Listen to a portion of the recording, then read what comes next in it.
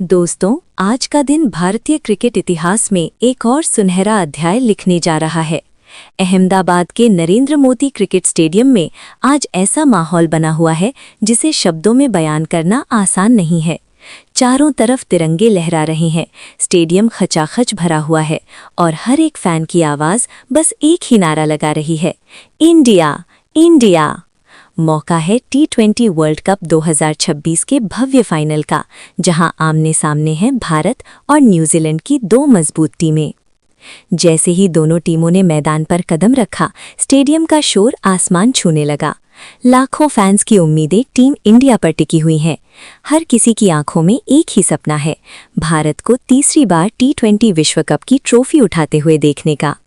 Toss के लिए दोनों कप्तान मैदान पर पहुंचे और भारतीय कप्तान सूर्य कुमार यादव ने टॉस जीतकर पहले बल्लेबाजी करने का फैसला किया। ये फैसला सुनते ही स्टेडियम तालियों की गड़गड़ाहट से गूंज उठा। कप्तान का ये निर्णय साफ दिखा रहा था कि टीम इंडिया आज आक्रामक क्रिकेट खेलने के इरादे से मैदान पर उतरी है।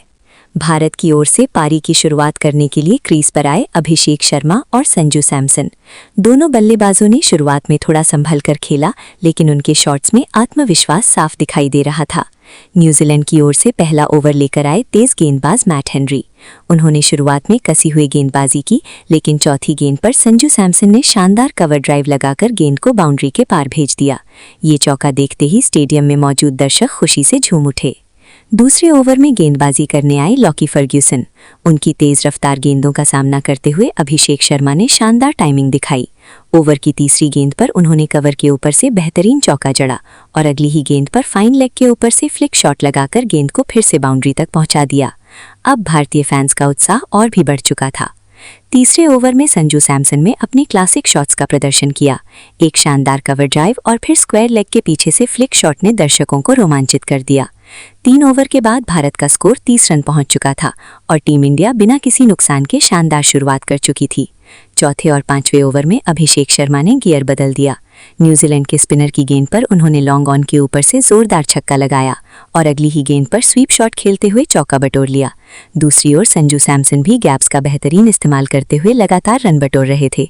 पावर प्ले खत्म होने तक भारत ने बिना कोई विकेट गंवाए 56 रन बना लिए थे।